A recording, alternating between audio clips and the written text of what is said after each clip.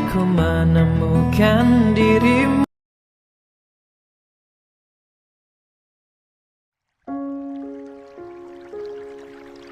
Pilihan hati sang presidir. Bab 019. Pulang denganku saja. Tapi sebelum itu, aku akan membawamu bertemu seseorang. Siapa? Nanti juga kamu akan tahu. Ayo, ajak Zara sembari menarik tangan Aretha. Dan sesuai prediksi Zara, istri kakaknya itu benar-benar hamil. Zain menatap secarik kertas yang baru saja diberikan Zara. Baru 8 minggu. Kamu harus menjaga istrimu dengan baik. Zain melihat ke langit-langit dan mengerjapkan matanya, karena dia merasakan ada cairan hangat yang sebentar lagi akan keluar dari pelupuk matanya. Dan Zain tidak ingin memperlihatkan tangisan bahagia itu di depan banyak orang. Zain menatap Aretha yang masih duduk di pinggiran tempat tidur pasien. Tatapannya sangat dalam mengisyaratkan sebuah luapan kasih sayang yang sangat besar. Tapi sayang, tatapan berbeda ditunjukkan Aretha untuk Zain. Apa Mas Zain tidak akan tersinggung jika aku pulang dengan Mbak Zara? Gumam Aretha. Selamat Dokter Zain. Ucap dokter kandungan tersebut. Terima kasih dokter. Mereka meninggalkan ruangan poliklinik kandungan menuju tempat parkir. Di tempat parkir, terjadi sedikit drama di mana Aretha tidak mau pulang bersama Zain.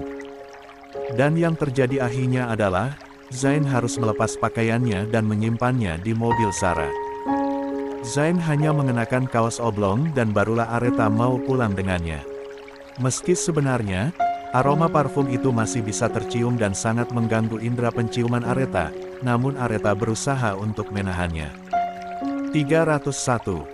Untuk bertahan agar tidak muntah, salah satu solusi yang dia lakukan adalah membuka kaca mobil dan menghirup udara bebas dengan mengeluarkan sedikit kepalanya ke jendela. Apa seburuk itu wangi parfumnya, sayang? Aretha mengangguk lemah. Zain menghela nafas. Begitu tiba di rumah, Zain melempar pakaian kotornya dan segera mandi membersihkan seluruh tubuhnya, agar tidak ada lagi wangi parfum yang tidak disukai istrinya itu. Zain menggosok tubuhnya dengan sabun mandi milik Aretha. Aretha masuk ke dalam kamar dan mencium aroma yang sangat dia sukai. Zain baru saja mengganti pakaiannya saat Aretha membuka pintu. Mas memakai sabun mandiku. Zain mengangguk. Kenapa? Kamu tidak menyukainya? Aku suka. Syukurlah. Zain pun mendekat dan memeluk Aretha. Terima kasih karena telah memberikan kebahagiaan ini padaku, sayang. Tidak menjawab, Aretha justru mendorong tubuh Zain menjauh. Huek, nol. Kening Zain mengernyit. Kenapa istrinya masih mual dan muntah, padahal dia tidak memakai parfum itu lagi. Begitulah Zain membatin. Aretha berlari ke kamar mandi dan memuntahkan seluruh makanannya. Zain termangu, dia menyusul Aretha ke kamar mandi, berencana membantu sang istri, tapi Aretha malah mengusirnya. Aretha terlihat lemas, dia berjalan gontai keluar dari kamar mandi. Ada yang kamu butuhkan, sayang? Aretha menarik nafas dalam-dalam dan mengaturnya sedemikian rupa agar dadanya terasa longgar. Sepertinya, aku hanya butuh istirahat saja, Mas. Ya sudah, ayo. Zain kembali menghampiri Aretha dan berniat membawa istrinya ke tempat tidur, tapi, lagi-lagi Aretha menolak. Aku bisa sendiri, Mas. 302. Terpaksa, Zain membiarkan Aretha berjalan tanpa dipapah. Mereka pun akhirnya tidur dengan Aretha yang tidak mau disentuh oleh Zain. Zain menatap punggung Aretha yang membelakanginya. Jarak mereka jauh, Aretha berada di ujung begitu pun dengan Zain. Ingin sekali Zain mendekat, tapi Aretha melarangnya. Kejadian itu berlangsung hingga berhari-hari. Zain tidak bisa menyentuh Aretha. Karena setiap Zain mendekat, Aretha akan mual dan berakhir muntah-muntah. Zain frustasi. Pagi-pagi buta, dia sudah berangkat ke rumah Zara. Zara sampai terkejut karena sarapannya belum selesai, tamu tak diundang sudah datang dan duduk di meja makannya. Mas diusir? Tanya Zara tersenyum mengejek. Tangannya tetap bekerja dan dengan cekatan membuat bekal sekolah untuk kedua putri cantiknya. Zain menggusar rambutnya kasar. Segelas susu segar di atas meja yang disiapkan untuk Ezar abis dia minum. Aku pusing. Kenapa? Aretha tidak mau disentuh. Ha, ha, ha. Sarah tergelak. Kasihan sekali dirimu, Mas. Apa semua ibu hamil seperti Tata? Tentu saja tidak. Tapi kurasa, Tata muak denganmu. Sarah memprovokasi Zain.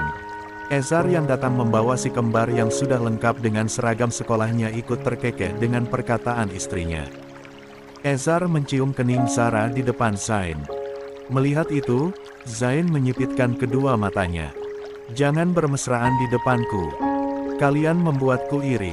Salah sendiri datang pagi-pagi ke rumah orang. Ujar Ezar.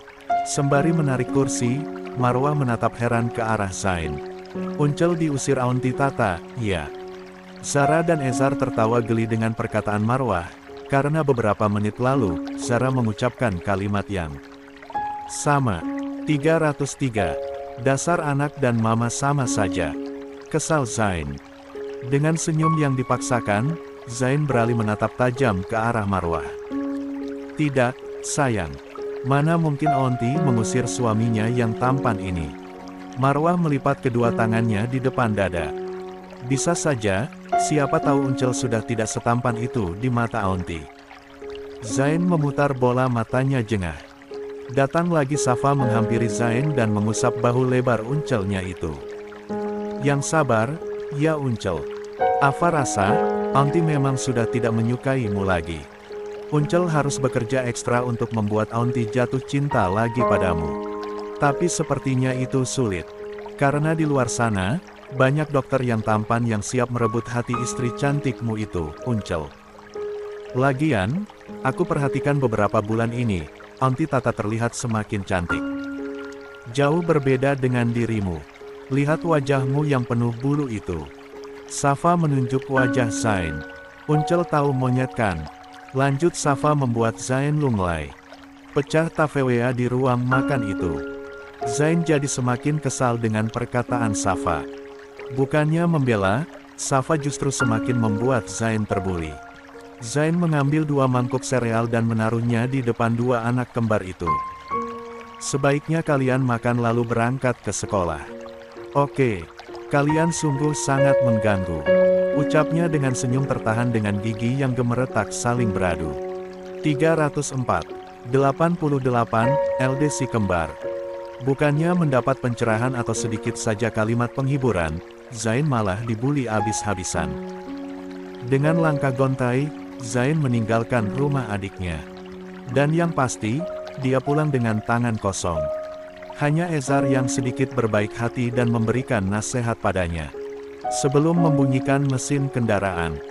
Jika Aretha tidak ingin tidur denganmu, atau tidak mau dekat-dekat denganmu, ikuti saja kemauannya, jangan ngeyel. Percayalah, jika kau masih mengikuti egomu dan terus memaksa atau mencari-cari kesempatan untuk mendekatinya, kau akan berakhir tidur di kamar tamu. Sehari mungkin tidak menjadi masalah, tapi coba kau bayangkan jika harus berpisah selama berminggu-minggu atau bahkan sampai Aretha melahirkan. Zain seketika menggeleng cepat. Tidak, aku tidak akan bisa. Tidak melihatnya sehari saja bisa membuatku gila. Dasar bucin. Sana pergi. Usir Ezar. Tunggu. Zain dan Ezar kompak melihat ke arah suara teriakan itu. Safa dan Marwah sudah berdiri di samping abinya dengan segala perlengkapan sekolahnya. Uncel, antar kami. Heh, kenapa tiba-tiba menyuruhku? Aku tidak mau. Zain menyalakan mesin kendaraannya. Pura-pura tidak mau mengantar si kembar. Uncel marah sama kami berdua. Tanya Safa dengan ekspresi memelas. Zain tidak menjawab, namun sebenarnya, dia ingin sekali tertawa melihat 2 ponakannya itu. Zain mermindai dari bawah ke atas, bagaimana tampilan Safa dan Marwah. Kedua tangannya terlihat sangat sibuk, di tangan kanan, ada bekal makanan, di tangan kiri ada peralatan melukis. Sungguh sangat merepotkan. Maafkan kami Uncel, kami hanya bercanda. Tidak mungkin Aunty berpaling darimu. Uncel adalah pria tertampan yang dimiliki Aunty. Lia kan, Ara? Ara mengangguk. Sekarang giliran Zain yang mengerjai keduanya. Tapi tadi, kau menyamakan Uncel dengan salah satu hewan primata yang jelek itu. Tidak. Safa segera meletakkan bekal dan alat lukisnya di aspal lalu mengusap wajah Zain. Apa salah? Uncelku ini sangat tampan. Sumpah. Ucapnya penuh drama. Ezar tertawa, begitupun dengan Zain. Nampaknya dia tidak bisa berlama-lama berpura-pura marah saat menghadapi si kembar. 305. Misi selesai. Plus 48 poin. Ambil 10 S. Akumulasi waktu membaca novel 90 menit. Hori. Ezar membuka pintu belakang dan membiarkan kedua anaknya masuk. Hati-hati ya, sayang. Lia Abi. Assalamualaikum, teriaknya kompak. Waalaikumsalam warahmatullahi wabarakatuh. Kak. Di perjalanan, Uncel, panggil Marwah. Memem. Apa Uncel akan menyerah begitu saja pada Aunty Tata? Maksudmu? Marwah sedikit memajukan tubuhnya. Aku punya ide. Zain tertawa. Jangan menjerumuskanku, bocah. Siapa yang mau menjerumuskanmu, Uncel? Ucapnya serius. Safa yang duduk tenang di sampingnya nampak menunggu gebrakan apa yang akan dilakukan adiknya. Memangnya, apa idemu? Uncel tahu kan, kalau Aunty sangat menyukai otomotif. Coba Uncel beli PS, lalu mainkan game balapan motor. Ara yakin, Aunty akan mendekatimu. Zain nampak berpikir. Tapi aku tidak tahu cara memainkannya. Tenang saja, percaya pada kemampuanku, Uncel, kata Marwah menyombongkan diri. Baiklah, Uncel akan mencobanya. Kalau saranku sih, Uncel mending pura-pura tidak tahu. Walaupun Ara sudah mengajarkannya, Uncel pura-pura saja tidak tahu caranya. Kenapa? Zain seketika tersenyum, agar Aunty mau mengajarkan Uncel, iya kan? Nah, itu Uncel pintar. Ucap Safa sambil tertawa. 306. Zain tergelak. Meski sempat dibully, tapi ternyata kedua ponakan pintarnya itu bisa juga iandalkan. Jadilah Zain membeli PS sesuai petunjuk Marwah. Menjelang siang, Zain menjemput si kembar. Sebelum pulang, Zain terlebih dulu belajar bagaimana cara bermain game tersebut. Dan ternyata itu sangat menyenangkan. Zain sampai lupa waktu. Untung Safa dan Marwah mengingatkannya untuk segera pulang karena hari sudah semakin sore. Setiba di Magnolia, mobil Areta belum terlihat di garasi ketika Zain memarkir kendaraannya. Ya, ini baru jam 4 sore, dan tentunya, sang istri belum pulang dari rumah sakit. Fisik Areta kuat, dia tidak mengalami mual dan muntah kecuali saat bersama Zain. Jadi, dia bisa beraktivitas seperti biasa meski sedikit dibatasi. Zain mulai memasang PS yang dia beli. Tentu dengan harapan, Areta mau mendekatinya. Jam 5, seperti biasa, suara deru kendaraan terdengar di depan rumah mewah itu. Zain mengintip di jendela. Senyumnya mengembang melihat istrinya pulang ke rumah. Beberapa hari lalu, Umi Aza dan Umi Nisa datang ke Magnolia. Mereka datang memastikan keadaan Areta. Kondisi Areta yang tidak suka berdekatan dengan Zain, membuat Umi Aza mengejek sang putra sepanjang hari. Begitupun Umi Nisa. Zain tidak bisa berkutik. Karena Umi tidak bisa menolongnya, maka dia berinisiatif ke rumah Zara untuk meminta solusi. Tapi sepertinya, Umi dan keluarga adiknya itu sudah sepakat untuk membuat Zain merasa tidak berdaya. Beruntung, dia punya ponakan cerdik yang memberinya ide luar biasa. Melihat ke belakang, Areta memang sangat menyukai otomotif, terbukti dengan lihainya dia di arena balap. Tapi apa mungkin di saat sekarang, setelah apa yang Areta lewati, masih maukah dia berhubungan dengan dunia balap meski hanya lewat game? Kita lihat saja. Sudah pulang, sayang. Lia Mas. Areta menghampiri Zain dan mencium tangannya. Jangan lihat bagaimana gayanya saat mendekati sang suami, satu tangannya dia gunakan untuk menutup hidungnya. Seolah-olah Zain itu adalah sampah busuk yang sangat bau. Sudah makan? Belum. Kalau begitu kita makan bersama. 307. Baiklah. Mereka akhirnya duduk bersama, Aretha di ujung dan Zain di ujung satunya lagi. Itu sudah berlangsung sekitar 2 minggu. Apa hari ini kamu ada mual atau muntah, baby? Aretha menggeleng. Alhamdulillah, tidak mas. Alhamdulillah. Malam harinya, Zain baru saja selesai gym. Dia tidak sempat mandi dan langsung duduk di sofa sembari menyalakan PS yang baru saja dia beli siang tadi. Aretha sedang menerima panggilan telepon dari rumah sakit ketika melihat sang suami melakukan aktivitas berbeda dari biasanya. Telepon berakhir. Masih di tempat tidur, Aretha memperhatikan apa yang dilakukan Zain. Itu apa, mas? Aku baru melihatnya. Oh, ini game. Tadi aku main ke rumahnya Sarah dan melihat si Ara main ini. Dia sangat pandai memainkannya. Karena penasaran, aku juga beli yang persis sama seperti punya Ara. Mas ini kayak anak-anak saja. Tidak apalah, ini untuk mengisi waktu, daripada dianggurin tiap hari. Mau peluk tidak boleh, mau cium tidak apa lagi, jadi sebagai pelarian, ya mending main game saja. Aretha terkekeh, ya, maaf. Aretha asik bermain ponsel, sementara Zain sibuk dengan gamenya. Sesekali Aretha melirik ke samping, dan dia terkekeh pelan melihat permainan Zain yang kacau balau. Sejak setengah jam lalu, tidak pernah sekalipun dia menang. Zain kesal sendiri. Dia tidak berpura-pura seperti rencana awal. Aslinya, Zain merenang pusing dengan cara mainnya. Sayang, bisa bantu aku? Aretha beranjak dan mendekati Zain. Mas pindah dulu. Kalau pindah, bagaimana aku bisa tahu cara memainkannya? Ya sudah. Kamu tenang saja, aku tidak pakai parfum, kok. 308. Awalnya, Aretha menutup hidungnya, tapi lama-kelamaan duduk di samping Zain, Aretha tidak mencium bau-bau aneh. Dia mulai mengajarkan pada Zain cara main game motor itu. Sebenarnya, siapapun bisa memainkannya, bahkan anak kecil sekalipun, tapi game ini perlu strategi, tidak hanya menggunakan pedal gas untuk melaju kencang. Ada trik-trik tersendiri yang perlu dikuasai untuk bisa sampai di garis finish dengan menjadi juara. Aretha dengan telaten mengajarkan Zain. Zain hanya memperhatikan bibir Aretha yang komat-kamit memberi penjelasan tanpa mengerti sedikitpun. Tidak dapat dipungkiri, Zain sangat merindukan bibir indah itu. Jakunnya naik turun. Hasrat kelelakiannya bangkit hanya melihat Aretha berbicara. Bagaimana, mas mengerti? Zain menganga seperti orang bodoh.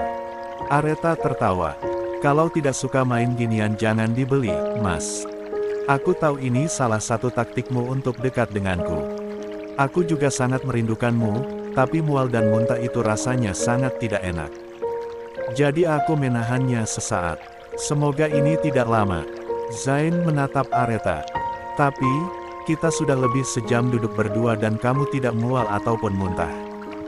Aretha tersadar. Lia juga mas. Karena penasaran, Aretha memindai tubuh Zain. Mas abis olahraga. Lia, memangnya kenapa?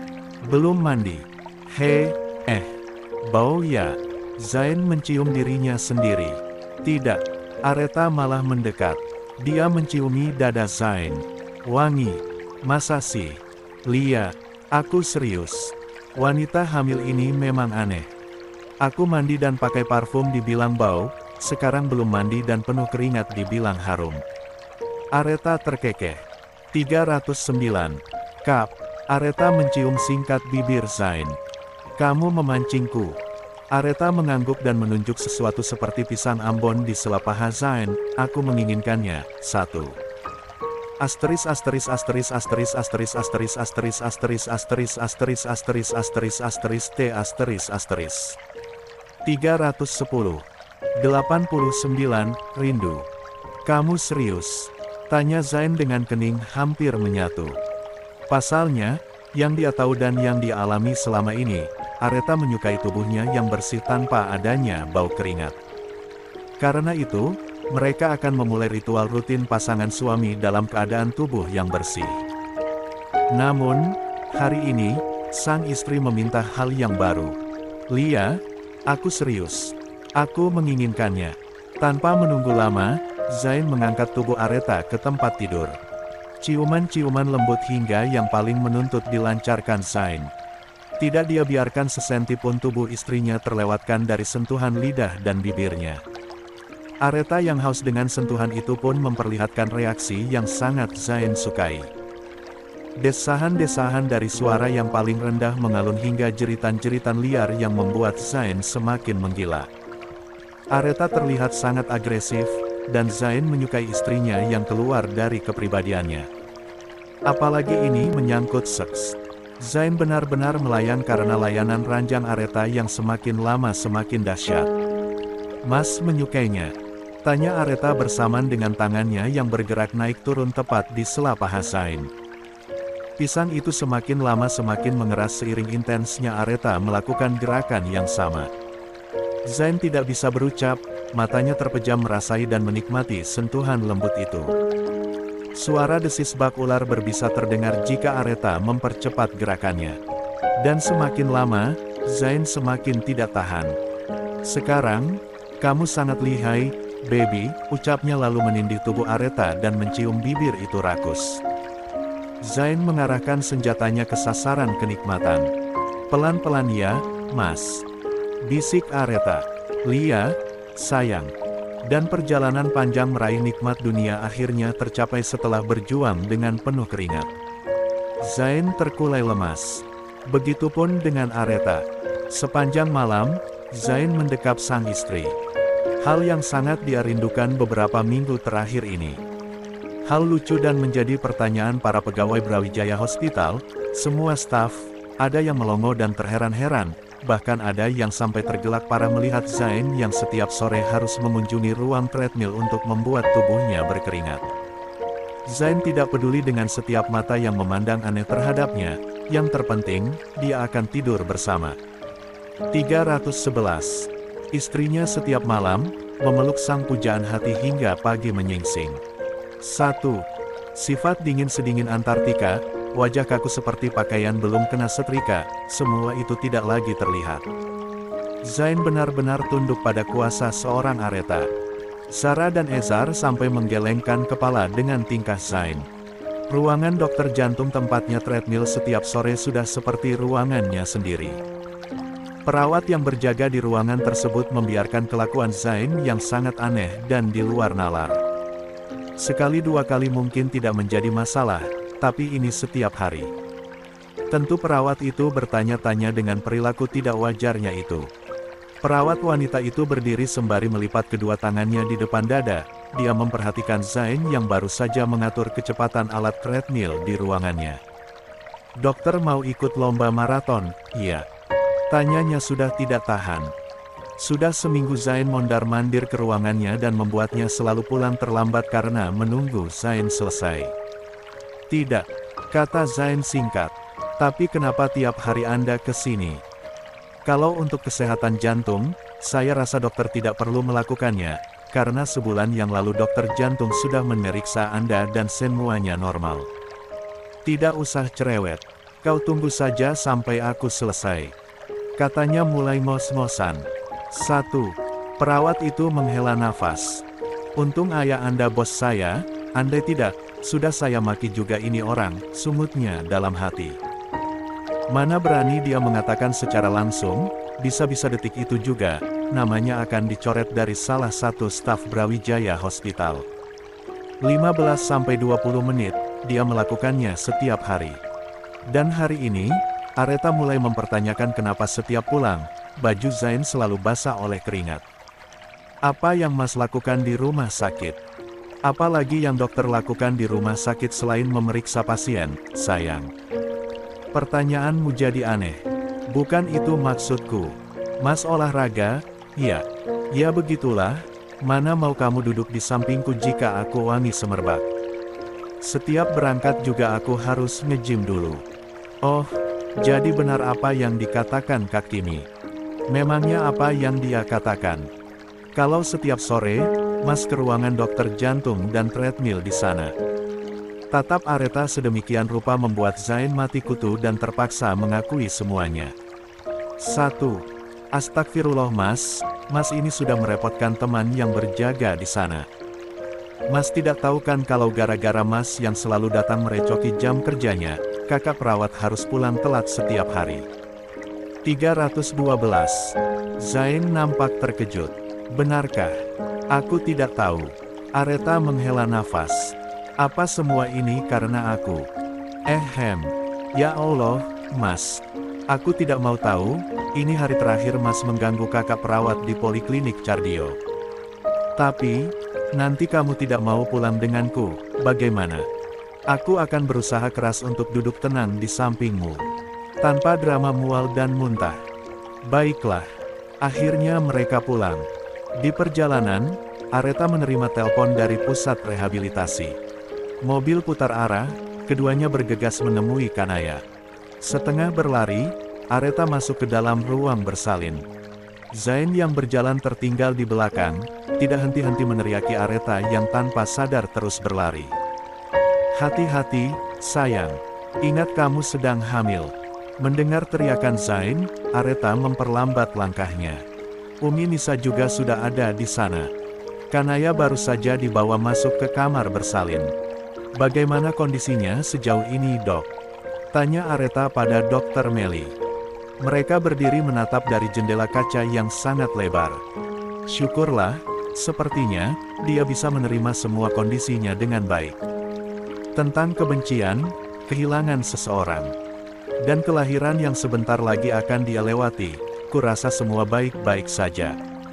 Alhamdulillah. Aku sangat berterima kasih pada seseorang yang setiap hari datang dan menghibur kakakmu. Seseorang? Siapa? Kening Aretha mengernyit. Sesaat kemudian, dia melanjutkan. Apa mungkin, namanya Muhammad Yusuf? Kamu mengenalnya? Aku hanya melihatnya di daftar buku tamu. Aku sama sekali tidak mengenalnya. Tapi, kupikir pekerjaannya bergelut di dunia kesehatan. Dia sangat paham dengan istilah-istilah medis. Aretha jadi semakin penasaran. Lamunan Aretha buyar dengan suara bayi menangis cukup kencang. 313. Dari kejauhan, dengan tatapan haru, seorang pria menatap ke arah kamar bersalin. Netranya berkaca-kaca. Anakmu sudah lahir. Ibunya juga selamat. Kamu tenang saja, aku akan menjaganya dengan baik. Aku akan mendidiknya dengan baik, tapi maafkan aku karena aku akan membawanya mengikuti keyakinanku, bukan keyakinanmu. Aku harap kamu mengerti. 6. Pria itu pergi setelah memastikan jika Kanaya dan anaknya selamat. Tawa bahagia kini terlihat di sebuah kamar nan luas. Masing-masing dari mereka berebut ingin menggendong si bayi mungil nan tampan. Semua nampak bersuka cita. Tapi kebahagiaan itu tidak terlihat dari wajah seorang wanita yang baru saja membuat bayi itu mengenal dunia. Ya, Kanaya muram. Dia menatap ke arah jendela. Setelah itu, dia gantian menatap wajah putranya. Lalu sepersekian detik, air mata jatuh membasahi kedua pipinya. Bagaimana kabarmu? Kau melihatku, kan? Kau melihat perjuanganku, kan? Harusnya kau tidak pergi begitu saja meninggalkanku. Karena sekarang, aku sangat merindukanmu. 3. KKKTKKTKK. Assalamualaikum, maafkan Otor yang menghilang lagi ya kak. CCCI. Otor minta maaf dan memohon ampunan, sekiranya, kali ini masih bisa dimaafkan. S2. Beberapa hari ini, Otor lagi ada acara keluarga. Nulisnya susah, tidak ada waktu untuk pegang ponsel apalagi laptop. Hahaha. 1.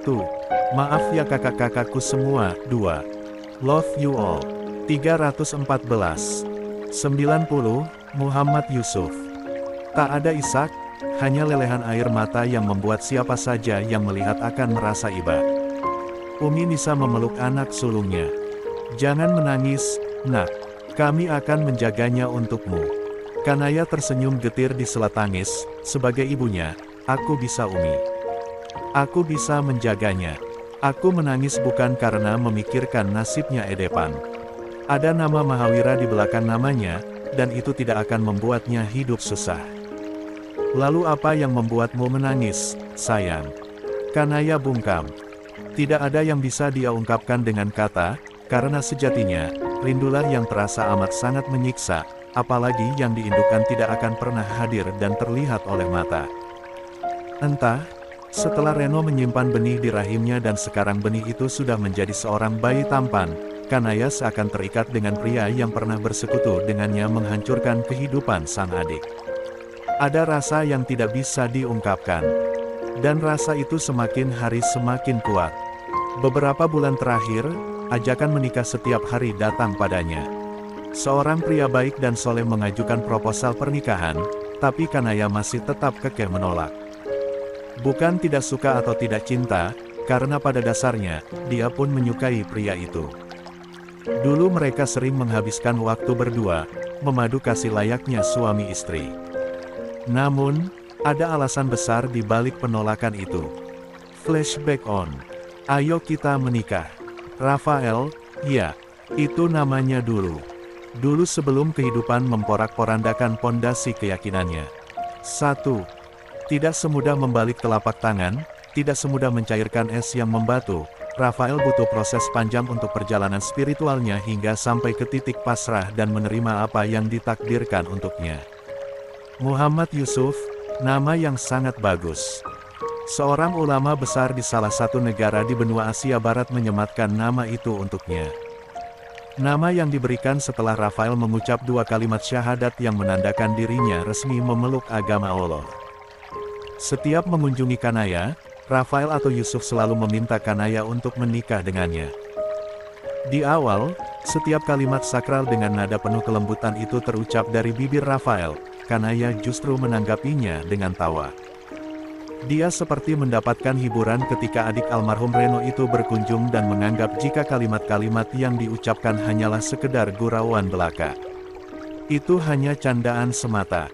Tapi itu berubah setelah Rafael mengatakannya setiap hari. Kanaya mulai terbebani. Berat untuk menerima. Kau tidak malu memiliki istri sepertiku? Pertanyaan pamungkas agar Rafael tidak lagi meminta hal-hal aneh. 315. Padanya, Rafael menggeleng, tentu saja tidak. Lagian, kenapa juga aku harus malu? Aku bukan wanita baik-baik, aku hanya pendosa dengan penyakit kejiwaan yang bisa kambuh kapan saja. Aku sangat takut, aku kembali akan melakukan hal-hal di luar kendali dan merusak citra baikmu. Kau pikir aku sebaik kelihatannya? Rafael tersenyum. Aku tidak lebih baik darimu, tapi bukankah Allah memberikan kita kesempatan untuk berubah? Allah punya segala cara untuk membuat umatnya kembali ke jalannya. Karena itu mari kita hidup bersama, menjalani kehidupan rumah tangga yang bahagia. Anakmu adalah anakku juga. Tidak menikah denganmu, dia masihlah ponakanku. Jadi alangkah baiknya jika aku menjadi ayahnya. 2. Kanaya menatap lurus ke depan. Helaan nafasnya terdengar begitu berat. Nanti, aku belum bisa memberikanmu jawaban. Tidak apa, aku akan menunggunya dengan sabar. Flashback off. Kanaya jelas memikirkan niat baik Rafael. Mana ada pria yang mau dengan terang-terangan mengajaknya menikah di saat tahu jika calon istrinya menderita gangguan mental? Tidak ada. Kanaya yakin itu. 0. Pria-pria di luar sana pasti menginginkan wanita sehat baik fisik maupun mentalnya. Keraguan untuk membina rumah tangga menjadi momok terbesar bagi Kanaya. Mengenal Rafael sejak lama, tidaklah menjadi tolak ukur pria itu akan baik padanya, meski selama mengenal dokter tampan itu, Kanaya cukup paham dengan kepribadiannya. Assalamualaikum. Umi Nisa, Abi Zaki, Umi Aza, Zain dan Areta menoleh bersamaan. Kening sebagian mengernyit bagi mereka yang mengenal sosok tinggi di depan pintu. Kak Brian. Sapaan akrab Areta. Begitu dia biasa memanggil pria yang pernah membuatnya berada dalam ketakutan. Pangling. Iya. Areta menatap Rafael dari ujung kaki hingga ujung kepala. Celana sirwal dipadukan dengan kemeja tanpa kerah mampu membuat Areta terpana sesaat. Bukan karena tampan, bukan pula karena tubuh Rafael yang terlihat sangat cocok mengenakan pakaian muslim itu. Areta terpana lebih kepada keyakinan yang dianut Rafael saat ini. Flashback on. Tunggu. Rafael memanggil Aretha yang saat itu berpapasan dengannya di koridor rumah sakit. 316. Mereka sudah berpisah setelah sebelumnya saling sapa sebagai ucapan perpisahan. Beberapa bulan lalu tepatnya, di mana Rafael harus meninggalkan pekerjaannya sebagai dokter spesialis pulmonologi di Brawijaya Hospital, keduanya sempat berbincang singkat di lorong panjang nan sepi. "Ada apa, Kak?" Rafael meletakkan kardus kecil yang dia pegang di atas sebuah bangku parenjang. "Apa menurutmu, aku bisa berubah menjadi lebih baik?" "Kenapa tidak? Aku meragukan diriku sendiri. Agamaku tidak mengajarkan tentang keraguan, karena jika kamu yakin dengan jalan baik yang akan kamu lalui, Tuhanku akan lebih yakin menuntunmu untuk mencapai jalan baik itu." "Apa seindah itu agamamu?" "Iya, asal kamu memintanya dengan sungguh-sungguh, niscaya Allah akan mengabulkannya. Kalaupun tidak didapatkan saat itu juga, tapi Allah menjanjikan hal luar biasa untuk umat yang mau bersabar dan melangitkan doanya." "Apa itu yang diajarkan oleh wanita bercadar bermata ember yang pernah aku temui?" Aretha tersenyum. "Jangan terlalu berbelit-belit, itu umiku, ku rasa Kak Brian pun mengenalnya." Rafael terkekeh pelan. Lah kembali meraih kardus kecil itu dan merangkulnya. "Terima kasih, aku hanya berharap suatu hari nanti di saat kita bertemu, aku akan bisa mengangkat kepalaku dengan tegak tanpa merasa tersisih dan terintimidasi oleh kemurahan hatimu." "Amin." Flashback off. "Boleh saya masuk?" pinta Rafael yang belum berani melangkah sebelum mendapatkan izin. "Waalaikumsalam warahmatullahi wabarakatuh," ucap Umi Asa. "Silahkan, nak." Lanjutnya, Rafael melangkah perlahan. Kanaya yang dalam posisi setengah duduk menatap tanpa berkedip kedatangan Rafael. Pasalnya, beberapa jam lalu sebelum ia didorong ke kamar bersalin, pria itu sudah berpamitan dengannya. Tapi kenyataannya, dia masih ada dan kini berada di dalam kamar tempatnya dirawat. Rafael mengulurkan tangan kanannya, karena saat ini yang berdiri tidak jauh darinya adalah Zain, pria yang pernah menjadi saingan terberatnya juga kakaknya. "Hai, Zain. Lama kita tidak bertemu." Zain tersenyum tipis dan meraih tangan Rafael. "Senang bisa bertemu lagi denganmu."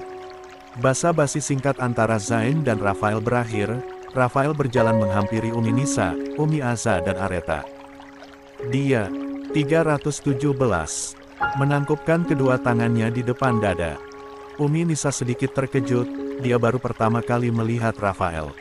Berbeda dengan Umi Aza, tidak terlihat tersenyum, tapi tarikan di kedua sudut matanya menandakan jika wanita cantik itu bahagia melihat Rafael, atau mungkin lebih tepatnya wajah Rafael yang baru. "Saya kesini, ingin melamar Kanaya untuk menjadi istri saya, Umi." 2. *KTTTKKTT 318 91 Baby Twins.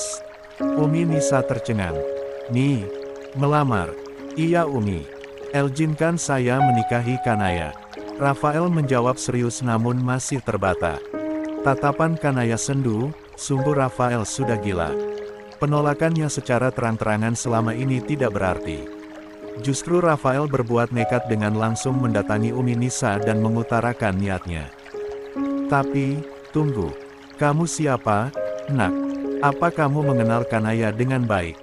"Sangat baik, Umi." "Jangan mendengarkannya, dia sedang melantur." Kanaya masih berusaha keras mematahkan usaha Rafael. Umi Nisa tersenyum, tidak begitu peduli dengan atensi Kanaya. "Benarkah kamu mau menikahi putriku? Kamu serius?" "Lia, saya serius, Umi," tegas Rafael dengan tatapan meyakinkan. 1. "Baiklah, Umi Mene." "Tidak, aku menolaknya." Tatapan tajam Kanaya yang bisa menembus jantung Rafael tidak juga membuat pria itu mundur. "Terima kasih Umi. Aku akan menunggu selama waktu yang ditentukan ajaran agama dan jika sudah tiba saatnya, saya akan menikahi Kanaya." "Hei, aku menolakmu." Telingamu tuli, ya. Kanaya benar-benar kesel. Rafael hanya tersenyum. Suara tangisan menggema di ruangan itu. Kemungkinan terkejut dengan teriakan Kanaya yang seperti menggunakan toa masjid. Besar dan menggelegar. 1. Areta segera meraih bayi dalam box yang menangis dengan kencang dan menenangkannya. Sunyi seketika. Hush. Pelankan suaramu, kau membuatnya takut. Ucap Rafael menghampiri bayi mungil nan tampan itu. Kanaya buang muka. Hal berbeda ditunjukkan Umi Nisa. Kedua tarikan di sudut bibirnya memperlihatkan sebuah senyuman lebar. Nampaknya dia menyukai sosok pria yang baru saja dengan penuh keberanian melamar putri sulungnya. Kau dengar kata calon suamimu, Naya. Kanaya mendengus kesal. 319. Kamar perawatan Kanaya nampak sepi di malam hari, hanya ada Umi Nisa yang menemani dan baby tampan yang tertidur lelap. Kenapa kau tidak mau menerima lamaran Yusuf? Kanaya menyantap sebungkus roti dan menyimpan roti tersebut setengahnya di atas meja setelah mendengar pertanyaan Umi Nisa. Helaan nafasnya terdengar pelan namun kasar. Itu karena, Rafael adalah adik dari Reno. Terkejut. Umi tentu terkejut. Namun, sejurus kemudian, dia menimpali dengan jawaban yang masuk akal. Umi pikir itu akan jauh lebih baik. Tapi aku tidak bisa, Umi. Kenapa? Dia akan menjadi ayah yang sempurna untuk putramu. Lagian Umi lihat, dia pria yang baik. Kanaya kembali meraih roti di atas meja. Aku hanya merasa jika aku tidak pantas untuknya. Satu gigitan roti kembali masuk ke dalam lambungnya. Umi Nisa tersenyum. Tapi dia tidak berpikir seperti itu, buktinya dia melamarmu. Uni terlalu membelanya. Aku mengantuk. Kanaya menarik selimut dan menutupi seluruh tubuhnya setelah berbaring di ranjang single rumah sakit. Hal berbeda terjadi di rumah mewah Brawijaya. Ngidam Areta yang tidak ingin berdekatan dengan Zain nampaknya sudah hilang. Faktanya, Zain baru saja mandi dan merebahkan tubuhnya di samping sang istri yang tiba-tiba saja datang dan memeluknya. 1. Rindu. Zain mengusap pelan rambut Areta dan mengecupnya. 1. Areta mengangguk. Jemari lentiknya melukis di atas dada telanjang Zain. Apa dia menginginkanku? Liriknya pada sela paha Areta. Tidak. Tegas Areta. 320. Kening Zain mengernyit. Kenapa tidak? Refleks Zain bertanya dengan raut yang terkesan tidak bersemangat. Padahal aku sangat ingin main celap-celup, Zain membatin didampingi imajinasi liarnya saat menyentuh pahatan sempurna ciptaan Allah. Aku hanya ingin mengobrol ringan. Mas jangan salah paham. Wajar kalau aku salah paham. Lihat tanganmu yang seperti cacing kremi di atas dadaku. Apa menurutmu, ini bukan menggoda? Helaan nafas Areta terdengar berat dan seketika menurunkan tangannya dari dada Zain. Otak laki-laki itu isinya mesum semua, ya. Uminya kembar juga biasa cerita mengenai Mas Esar. Terkadang wanita itu hanya ingin bermanja, tapi pria-pria ini mengartikan lain. Kurasa, kalian punya pola pikir yang sama jika menyangkut hal-hal berbau vulgar. Zain memutar bola matanya malas, dia terlihat cuek dan tidak peduli dengan opini istrinya. Memangnya apa yang mau diobrolkan? Ujarnya kesal dengan ekspresi yang sangat mewakili perasaannya itu. Tidak ikhlas sekali. Gumam Areta. Berencana hanya untuk menyindir, tapi ternyata sindiran itu benar-benar tepat. Sasaran. Tidak membalas dengan kata-kata, Zain justru menyerbu Areta dengan ciuman-ciuman panas pembangkit gairah. Ciuman itu terlalu menuntut hingga Areta kewalahan. Ingin menghalau serangan, markas keburu dikepung. Mau tidak mau, Areta mengangkat bendera putih tanda menyerah. 2. Niat hati ingin mengobrol ringan, menceritakan apa saja kegiatan yang Areta maupun Zain lalui hari ini, justru harus berakhir mengobrol menggunakan huruf-huruf alfabet yang hanya didominasi dengan huruf A, H, dan O. 3. Setiap kali kepuasan duniawi itu mereka raih, sebuah obrolan akan berakhir dengan pengucapan sempurna. Ah! Zain memeluk tubuh Areta. Senyum kepuasan jelas mengembang terbingkai lebar. Terima kasih, baby. Sekarang, mari kita ikuti kemauanmu, mengobrol ringan. Dengan mata redup, Areta melihat jam dinding. Mau mengobrol apa? Aku mengantuk, katanya kesal. Zain melihat jam dinding yang baru saja diamati Areta. Astagfirullah, jam 12 malam. Apa aku terlalu bernafsu sampai menggempurnya selama itu? Tapi, bidadariku ini benar-benar nikmat. Puji Zain, jangan lupa senyuman mesumnya yang membuat Aretha muak. Ya sudah, besok saja kita mengobrolnya, sayang. Pasrah Zain, apalagi melihat Aretha yang kelelahan dan mulai mengantuk. 321. Cahaya kemerah-merahan di langit sebelah timur menandakan jika sang fajar sudah hadir menggantikan malam nan gelap. Aktivitas penduduk bumi dimulai dengan mengharapkan keberkahan rejeki untuk hari ini. Zain dan Aretha pun sama, keduanya sudah selesai sarapan dan bersiap ke rumah sakit. Jadwal operasi akhir-akhir ini meningkat tajam. Apa mungkin gaya dan pola hidup masyarakat sudah semakin gila hingga sel-sel dalam tubuh bertumbuh berlebih dan abnormal menjadikan sebuah penyakit yang biasa disebut dengan kanker. Dan tugas Zain memang untuk menyembuhkan penyakit-penyakit ganas itu, jika memungkinkan. Tapi, jika sudah bermetastase ke organ lain di dalam tubuh, kemoterapi dan radioterapi akan menjadi urutan pertama dalam pengobatan, diakhiri operasi jika memang masih ada harapan untuk survive dari penyakit tersebut. Sedangkan Aretha, meski masih berstatus sekolah, namun kemajuannya dalam bidang anestesiologi semakin meningkat. Sebagai partner, dokter bedah dan dokter anestesi akan selalu bersama dan berada dalam satu kesatuan tidak dapat dipisahkan. Namun, pemegang tampuk kekuasaan tetaplah anestesi. Karena dokter bedah tidak akan bisa melakukan tugasnya jika anestesi tidak ada. Persis seperti kehidupan pribadi dokter muda penerus Brawijaya tersebut. Ya, Zain tidak akan bisa lepas dari Aretha. Zain tidak bisa apa-apa tanpa istrinya. Keduanya tiba di rumah sakit. Berjalan beriringan sembari bercanda. Beberapa pasang mata menatap iri pada pasangan dokter tampan dan cantik itu. Operasi hari ini lumayan banyak, tapi karena dalam keadaan hamil besar, Aretha hanya mengerjakan beberapa. Ketidakmampuannya berdiri dalam waktu lama menjadi alasannya. Hasil USG beberapa minggu lalu, Zain dan Aretha akan mendapatkan seorang bayi tampan dan masih ada satu lagi, tapi jenis kelaminnya belum mereka ketahui. Sampai saat ini masih tersembunyi rapat.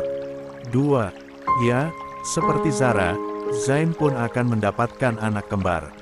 Kabar gembira itu sudah sampai di telinga orang tua keduanya.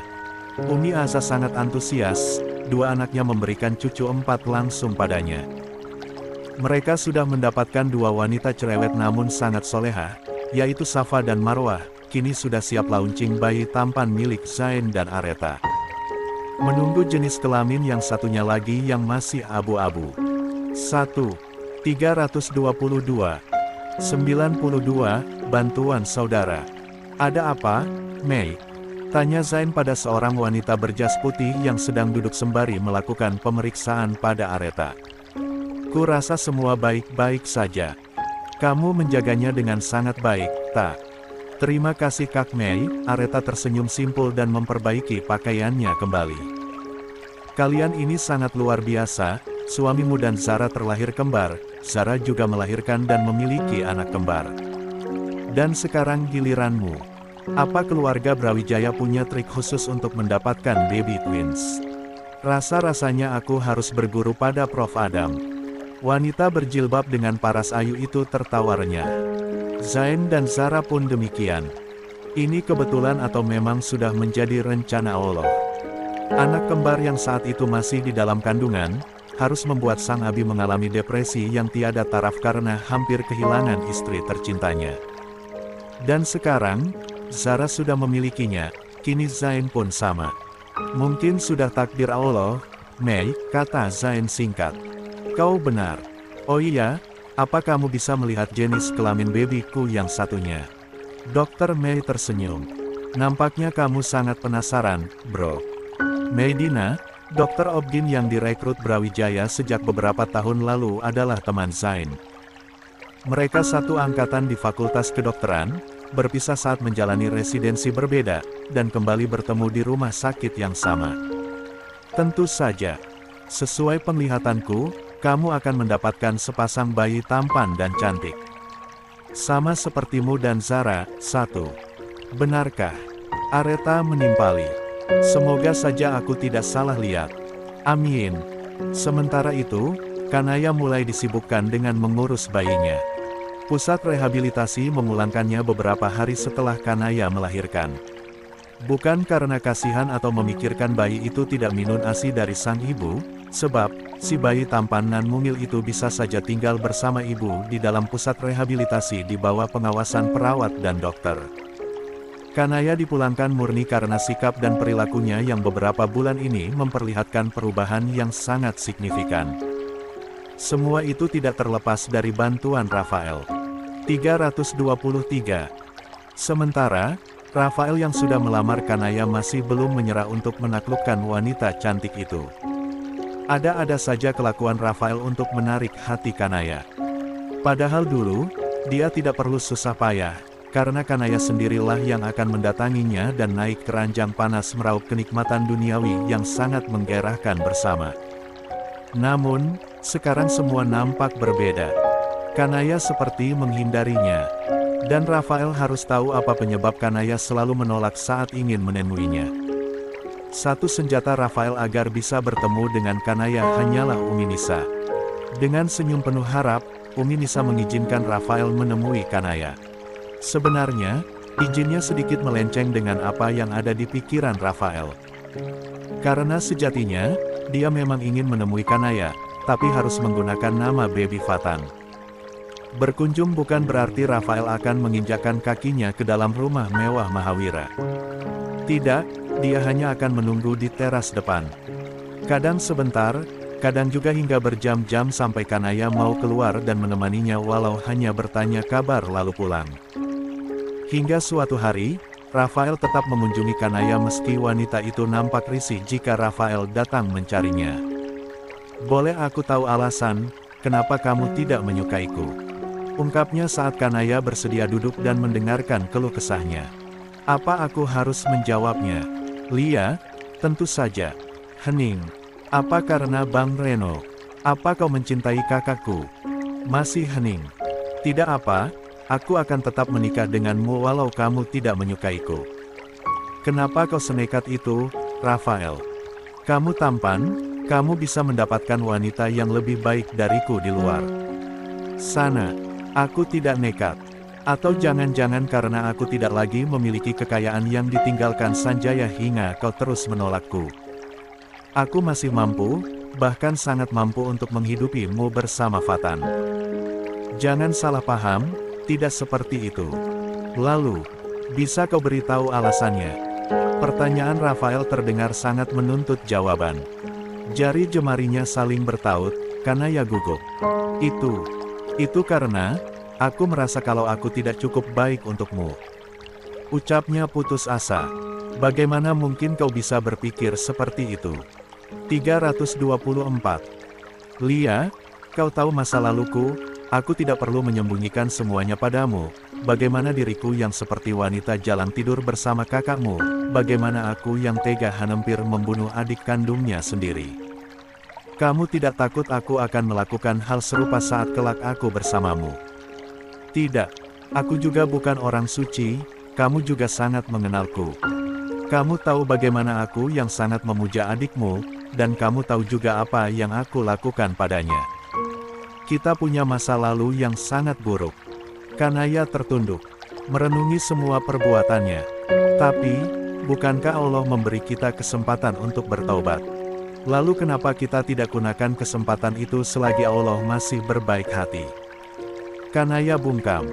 Tidak ada yang salah, semua yang dikatakan Rafael benar.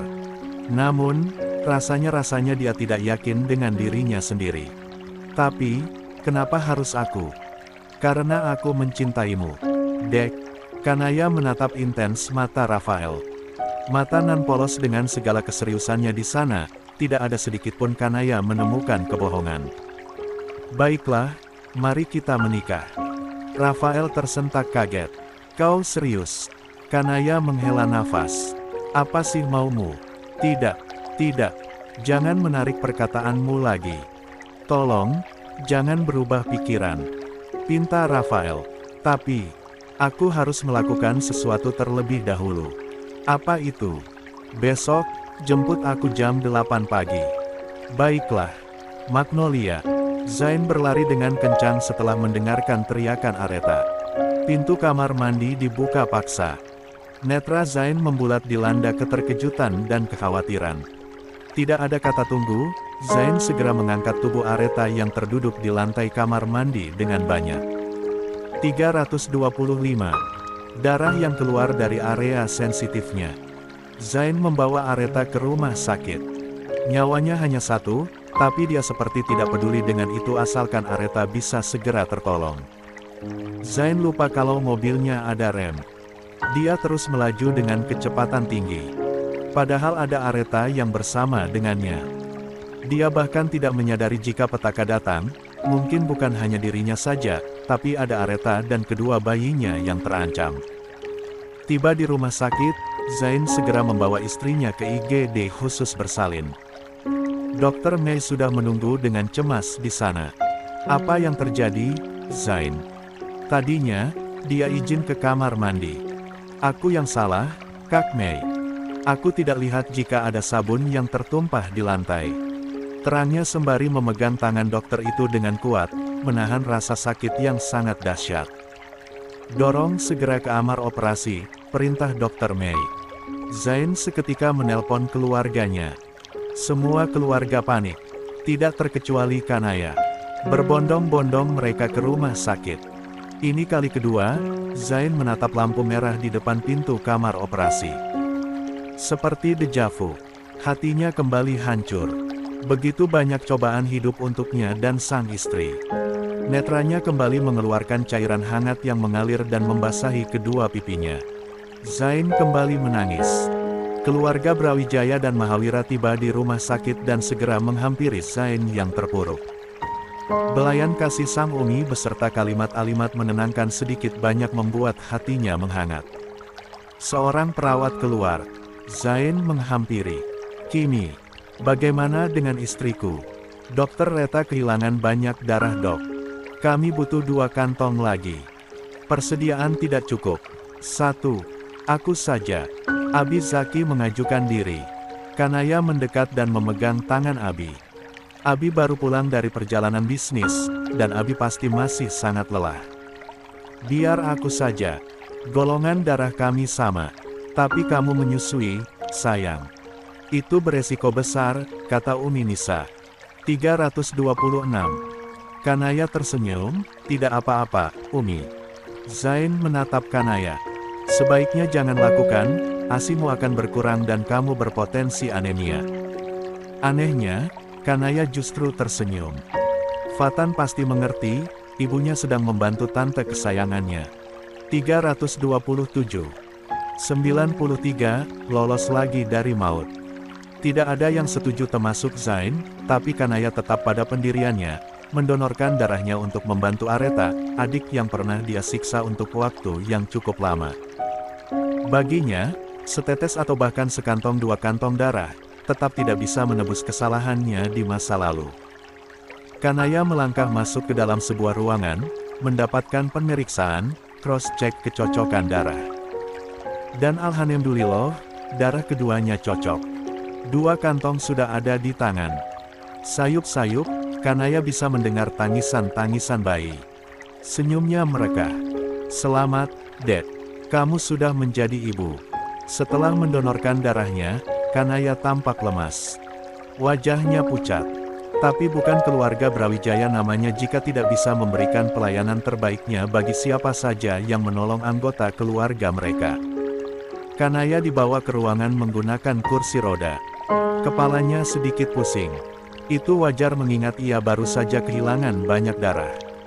Layaknya sebuah restoran mewah, Zain mempersiapkan sebuah ruangan untuk Kanaya lengkap dengan makanan bergizi dan tempat tidur yang nyaman untuk Kanaya beristirahat. Tahu saja jika Kanaya membutuhkan seseorang, Zain mendatangkan Rafael untuk menemani Kanaya. Jangan lupa si baby Fatan yang sejak tadi dititipkan Kanaya pada Rafael turut menemani sang ibunda. Senyum mengembang terukir begitu melihat baby Fatan yang nampak betah di gendongan Rafael. Bagaimana keadaanmu? Aku baik-baik saja, hanya sedikit lemas. Bagaimana Aretha? Kembali ke kamar operasi. Satu bayi dibawa keluar oleh seorang perawat, tidak berselang lama, keluar satunya lagi. Zain menatap sendu kedua buah cintanya bersama sang istri. Netranya kembali mengembun. Bagaimana keadaan istriku?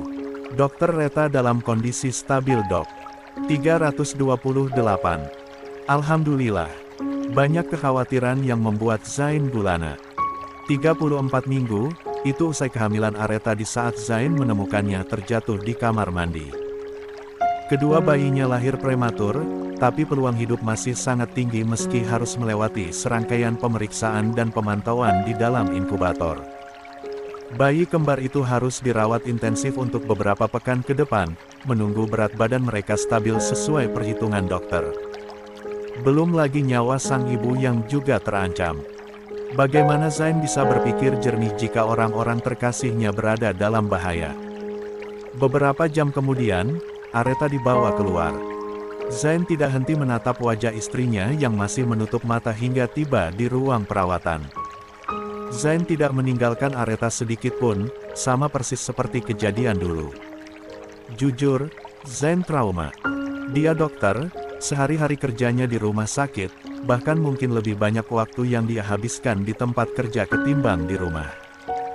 Jadi sudah seharusnya Zain terbiasa akan hal-hal emergensi seperti ini. Tapi ternyata, tidak.